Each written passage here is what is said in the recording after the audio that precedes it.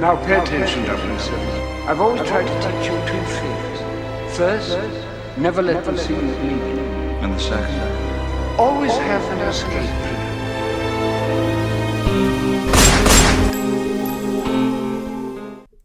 Welcome back, everybody. Chris Morales, That One Bond Guy, for another installment of That One Bondcast.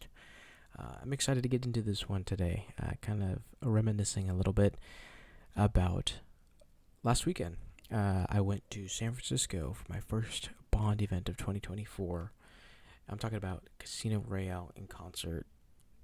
My goodness, another beautiful, amazing, and just downright fun event by the San Francisco Symphony.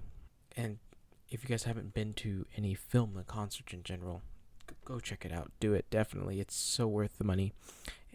I mean, you get a whole new perspective and a whole new experience if you get to go check it out. It was hard for me because, I was excited to see Bond on the big screen with the whole auditorium and symphony hall rather full of people. But then I realized, oh my God, they're actually playing the music right in front of me. It's a live orchestra. And going back and forth between the two, it was just so much fun. But anyways, I digress. Going back, this is, again, like I said, the first Bond event of 2024.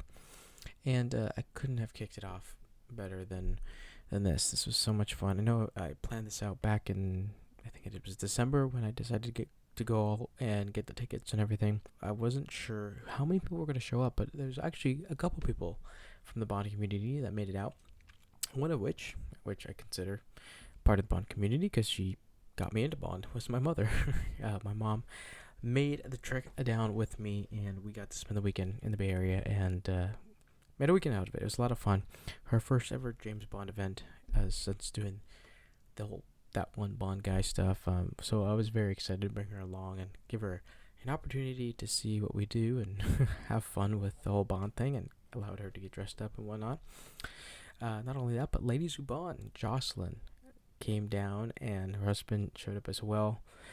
We got to meet up for some cocktails afterwards and dinner beforehand. It was just so great to catch up with Jocelyn again, and definitely was one of my favorite parts for sure. And then I got to bump into another Bond buddy of mine, Mohammed. Shoutouts to him. I got to meet him, and we've kind of been DMing each other back and forth. He told me he was going to make it out, and he's another local Bond fan from the Northern California area, which is exciting. So more people in this area means, hey, more possible events in the future for this area. So that's exciting, and that was the whole main goal. I know I started making announcements for it about a month from the event, and I didn't know who was going to show up. I didn't know if there was going to be a lot of people from the Bond community, but let me tell you, there was a ton of people. The whole symphony was full. I believe we went on the Friday showing, and they had also the Thursday showing, and I wasn't sure how that one went, but I know the Friday one was packed, and everybody looked amazing. But let's go back a little bit. So before we even went to the Davie Symphony Hall, we met up. My mother and I met up with Jocelyn and her husband, and we went to a dinner at this place where we were staying in Pacifica, California, actually, on the outskirts of San Francisco. And it was called Moonraker. Appropriately named for sure. Moonraker Restaurant.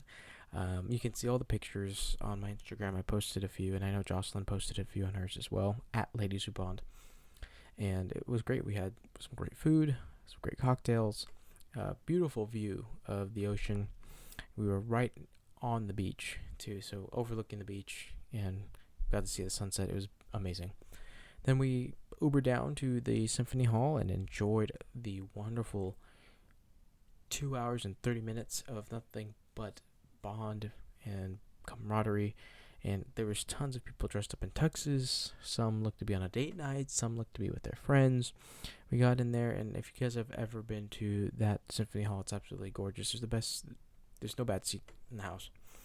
But it was the very first time that we kind of splurged and got tickets right in front of the orchestra. and I'm so glad we did, because we got to go and be up close and personal to the whole experience, just enhancing it all. And then shout outs to James Bond Down Under, wonderful Instagram account. That a buddy of mine who contacted me beforehand, letting me know one of his friends, Nicholas Buck, who is a music composer, was actually the one who was composing the Casino Royale that weekend, and it's kind of a small world. A follower of mine, all the way from Australia, realized that his friend was going to go out and do the show, and it was, again, a small world, this whole Bond thing is, but nevertheless, he did an amazing job. Nicholas came out and kind of did a little spiel at the beginning, talking about 60 plus years of Bond and how the impact of John Barry's sound created really a template or formula for the espionage genre, and he said it perfectly. We have something to really appreciate because of John Barry's work, and again, 60 plus years later, we can hear it in live music, film, in films, in orchestra, films and concert, and it was just amazing. So, no, it was great. It was fantastic, and I can't recommend it enough. If you guys have a chance to go do this, I know they do Skyfall. I know they've done Spectre. I'm not sure if they've done any of the older Bond films in concert, but I know they've done most of the Daniel Craig's in concert, which it's pretty cool. I mean, the music, especially done by David Arnold, in my opinion, one of my favorite Bond composers, just sounds amazing live. And again, the San Francisco Symphony knocked it out of the park. But anyways, that was the weekend. It was kind of a short and quick Friday. I mean, it all kind of happened on Friday, and then Saturday and Sunday were more of a relaxation day. We were able to kind of enjoy the water, enjoy being by the beach, and kind of rejuvenated our spirits as we got to start off the year just right. So, no, that was it. Kicking off 2024. When it comes to Bond events, I couldn't have asked for a better turnout.